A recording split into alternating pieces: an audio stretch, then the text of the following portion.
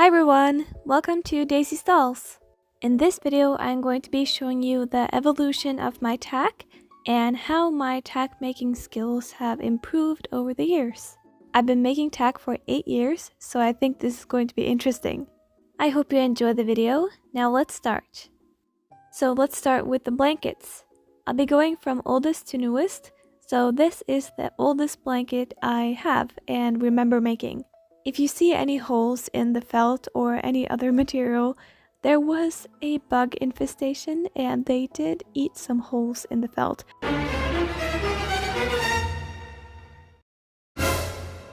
But luckily there are no more bugs on the tack items, so don't worry.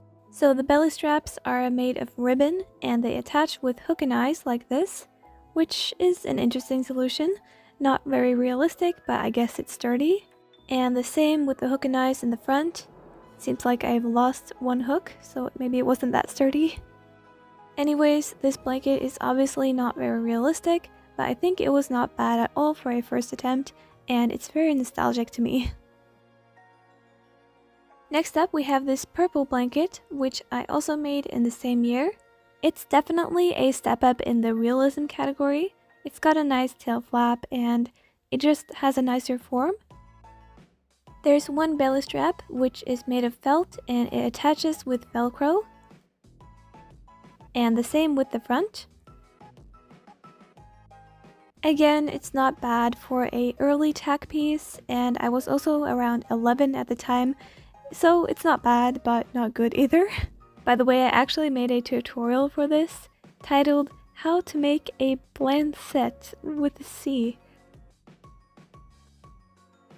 Next blanket design is one I think many tack makers have made in the past, or maybe are still making. It's a pretty simple blanket, but it's quite neat. It's made with felt, ribbon, and wire. I think this was around the time where I started to develop more neat techniques to make tack, but I definitely sacrificed a lot of realism, which hindsight now is definitely not my jam, but I was still learning. Next blanket is actually pretty cool. It's the tie-dye blanket that I made a tutorial for in 2017. So there's actually a funny story behind the tie-dye on this blanket. I was really into plaid blankets and I wanted to make one for myself. I tried to use pencils to draw on a plaid pattern, but it ended up looking like tie-dye, and then it looked kind of cool, so I made a tutorial for it. Around this time was unfortunately also when I decided to copy some other artists, which I look back on and cringe really hard. So the hook and eye closing mechanisms on this blanket is actually copied, which I feel bad about, but I've definitely learned my lesson now. Now we've made it to the most recent blanket I've made. Now this was actually made in 2019, but to be honest, I have not developed a better technique. I just don't really enjoy making blankets a whole lot, so I don't make a whole lot of them. I really like it though. I like the design, I like the hardware. There are definitely some things I can improve on, but I guess that's for another time. I really admire people that can make such beautiful and neat blankets, and generally just fabric stuff in general. I just seem to not really be that good at it, which is alright. Now let's move on to the halters, and there are only really 2 generations if I'm honest. This style of ribbon halter stuck with me for way too long. I don't really know why. It's pretty basic. This one's two-tone with light and darker blue. And you know, it's cute, it's quite neat, but obviously not very realistic. And same goes with the lead rope. And here's the most recent design. This specific halter I actually made a while ago, but I quite like the design, so I haven't changed it. I made this one with red leather, and it has 2 adjustable buckles, and I think it's really cute, and I've used it a bunch in the realistic roleplays, which you might have noticed. Another thing that really ups the realism is the little halter rings that I buy online, and also the clips. Also, the lead rope is pretty basic. It's just a twisted piece of embroidery thread with a hook on the end. Now for the tack piece that probably makes me the most excited, which is the saddles. This is the oldest saddle that I actually own, although it's not my first one. I don't own my first one. I feel so bad I threw it away at some point, but here's a picture. Anyways, this saddle, you know, it's not the best, but I would say it's not too bad for being a very early saddle. The girth is made of ribbon and is attached at one side, and it is pretty sturdy. And it actually has adjustable stirrups, which I would say is pretty good for an early saddle. The next saddle is one I remember being so proud of when I made it, and it has definitely seen a lot of views. It's undoubtedly better than the first one. It looks better, it's more realistic, although it looks how it looks. The girth is partly made of leather and also some sheepskin, which just looks really strange. It looks like a sponge. Overall, I would say it's not that bad. I loved it a lot as a kid, so maybe I have some internal bias or something, but I think it's alright. The next saddle looks very interesting. It is entirely made of felt, and it's supposed to be part of a reflective set. I actually think it's a step down from the previous one, but I have so many nostalgic memories from this. I used to take it with me, like when I was going places like a weird person. I'm realizing this video is turning into Daisy being nostalgic for like 15 minutes straight, but anyways, I like this saddle. The next saddle is tiny. I don't know why I made it this narrow and small. I don't think I made it for a pony. Anyways, it's made with fake leather and felt, and this one also has adjustable stirrups. The girth is similar to the other ones. It's the same mechanism. Nothing much to say about this one. Now we're starting to look better. So I feel like this style was very popular for a while. The like petal-shaped saddle tree and the felt and the fake leather and the ribbon stirrups. This one is definitely a lot better than all the other ones. And the girth is pretty simple, but it's starting to look a bit more realistic.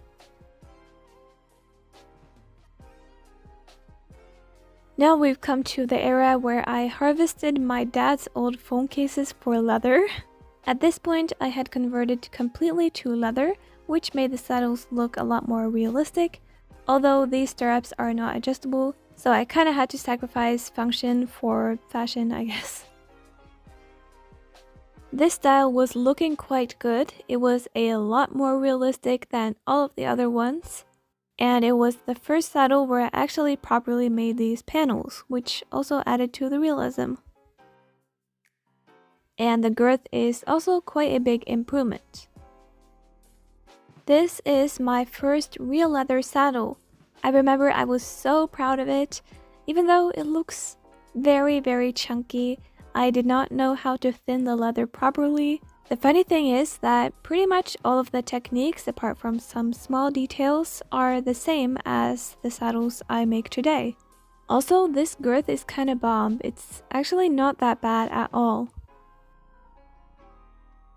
And now we've come to my most recent saddle, which before you ask, there is a tutorial for it on my channel, and I will link it in the description as well as in the left hand corner. I am very happy with my saddle design. Although English saddles are just not my favorite thing to make, I really enjoy making kind of unusual saddles and tack a lot more, to be honest. It goes without saying that I have improved a whole lot, and to be honest, I'm pretty proud of that. A bonus thing that doesn't really count as a saddle, but I wanted to include it anyway, is this bareback girth, I think it's called. It's basically a girth that goes all the way around the horse's belly with stirrups, so you can ride with it. Again, this is quite nostalgic to me as I made this after I had been on a trail ride with a draft horse using this type of girth. And I remade this one and I really like it actually. It's a little while since I made this one, but it still holds up so well and I really like it. Now let's take a look at the bridles I've made throughout the years. This bridle is made of ribbon that I stole from my mom. It has an elastic throat latch and a very interesting curb chain. Although it's obviously not very good, it's pretty sturdy, so it was fit for a lot of playing. This next one is made of fake leather. and it's supposed to be a figure 8 bridle, I believe. It's honestly a little bit hard to tell. Again, I have a lot of memories using this a whole lot, so even though it seems pretty flimsy, it must have been quite sturdy, cause I was definitely not as careful with my tack back then. This bridle is a definite step up. It actually has 2 working buckles that are pretty small. We got the correct straps going on, and it looks alright. I actually have no recollection of making this bridle, so I have no nostalgic bias towards this one. Then for some reason I went back to making ribbon bridles for a long while. I did this for way too long. This is a definite step down in my opinion. It doesn't look very realistic at all. It does have a couple of working buckles, but yeah, not a fan. Then when I found out about this simple buckle technique, I remember it ruled my world. I was so excited and I thought it looked so realistic, and honestly it doesn't look half bad, and it honestly holds up pretty well. I definitely have a bias towards the bridles that are made of leather and not ribbon or any other material.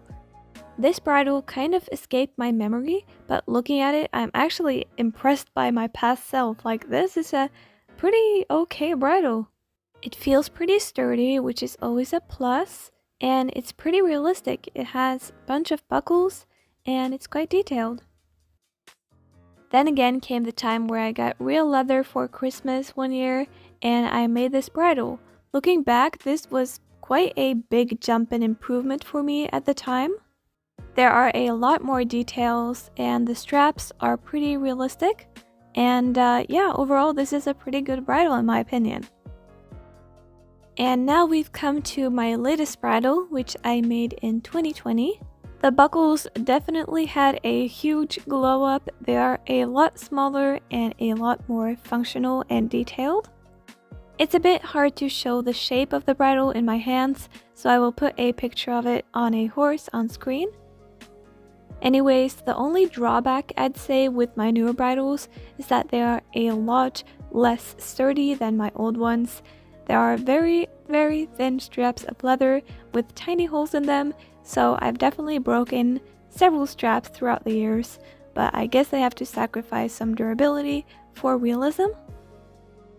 Now let us have a look at the breastplates I've made throughout the years. I do have a lot of memories from this one, but honestly, I'm pretty impressed with it. The straps are all in the correct places, and this elastic part is pretty impressive. With some better materials and a finer touch, this could definitely be a really great breastplate. Then I moved on to the ribbon stage, which honestly I never liked. I just don't like the look of ribbon on saddles and bridles and breastplates. But on the flip side, it was definitely a lot more sturdy than the tack I make now, so it was definitely fit for a lot of play, which I did use it for back in the day. So, you know, there are pros and cons. This was my first breastplate using real leather, and honestly, this looks pretty good. If the buckles were just a little bit smaller and it generally was a little bit more neat maybe, I would use it today. It was a part of a cross-country set I never really finished because I moved on with techniques too fast, so it kind of became outdated quite quickly. And here is the most recent martingale I made in 2020, and this one I'm really happy with. I haven't made a whole lot of these, so I probably could improve on some techniques, but I am happy with this one. When I think about it, I can actually improve a little bit on small things on all the tack I've made, but anyways. Now for boots I've made. This is the first generation of boot I've made. I don't even know what I was going for, like a splint boot or open fronts. I have no idea. It doesn't really resemble any of them. They do have something charming about them though. They're kind of cute, small, simple, and of course, pink. These are the second generation of boots I've made, and honestly I'm still pretty proud of these. If only I had used some better leather for these, I would probably still use them. The closing mechanism is pretty genius and pretty simple. and I did actually make a tutorial for these, so if you're interested, they will be linked down below. And this is my current style of boot, which I really like the look of, but there's one big drawback, and that is the closing mechanism. I mean, if these go on a horse, they should stay on for a while, because they're a nightmare to put on and off. I'm probably going to remake the design of the second generation boot, just with some better materials, and I think they would be a lot more easier to put on and off. Now for the saddle pads. This is the oldest one that I own, and honestly, I love it so much. I made it using this simple weaving technique, and then I colored it with markers, and I remember using it so much, and I was quite happy with it, so there are a lot of nostalgic memories attached to this one. And this is the second generation of saddle pad. It's extremely detailed, it took so long to make. Just kidding, it's literally a square of felt. So yeah, that was the style back then. Then I moved on to this style, which I made for a Quick Craft Friday a little while ago. And it's starting to look a lot better, a lot more realistic than the felt. It's looking kind of yucky because the glue I used yellowed over time. A definite improvement from the other ones, but still needs some tweaking. And this is the most recent saddle pad I've made. Honestly, it's not very neat. I definitely have some things to work on when it comes to just fabric stuff in general, but I think the design is cute. It's really hard to get a thin saddle pad that doesn't look chunky under the saddle, but also get it to look neat, so gotta work on that. The last category we're going to look at is Western tack, so let's start with the bridles. This is the oldest Western bridle I own. If it can even qualify as a Western bridle, it doesn't really look like it. It was made from a leather shoelace and some thread, and I have a lot of nostalgic memories from this one too.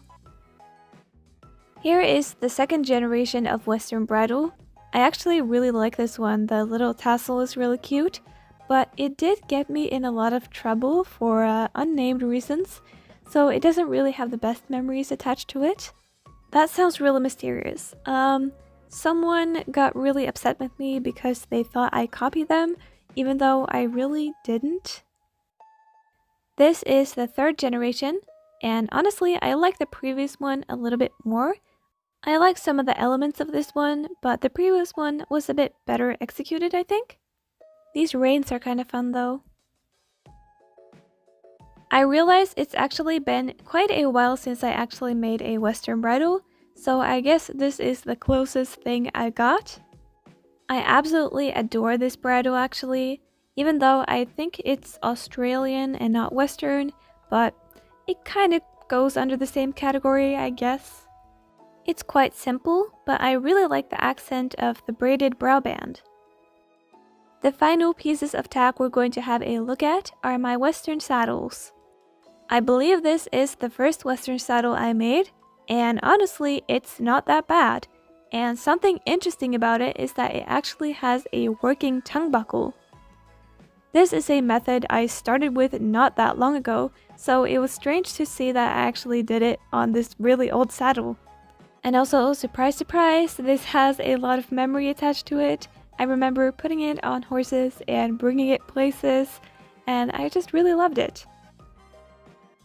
This is the second generation, and one thing that just really stands out in my mind about this saddle is that I did so little research on how Western saddles actually looked. So I used one of those Western saddles you can buy for brayers as my reference, which looking back really is not ideal. But to be fair to myself, it's not that bad. It's pretty neat and you know, it looks alright. This is the most recent Western saddle that I own, but I did make one not too long ago, but I sent it off to another model horse pal I have. They're both for Western trail riding, and I really am proud of this one. It took a lot of work, and it was a big milestone for me. I do see that I'm having some issues with some glue staining, which is always sad, but there's not really anything I can do with it at this point. And yes, that was the final piece of tack for this video. Thank you all so much for watching this quite long video all the way to the end. I'm sorry if I ramble a bit in this video. I definitely did not have any type of script, and I was just going off of the top of my head, but it was fun though. Also, please let me know if you enjoy these types of videos. They seem to be popular with you guys, but let me know what you think about them. Again, thank you so much for watching, and I will see you in the next video. Bye!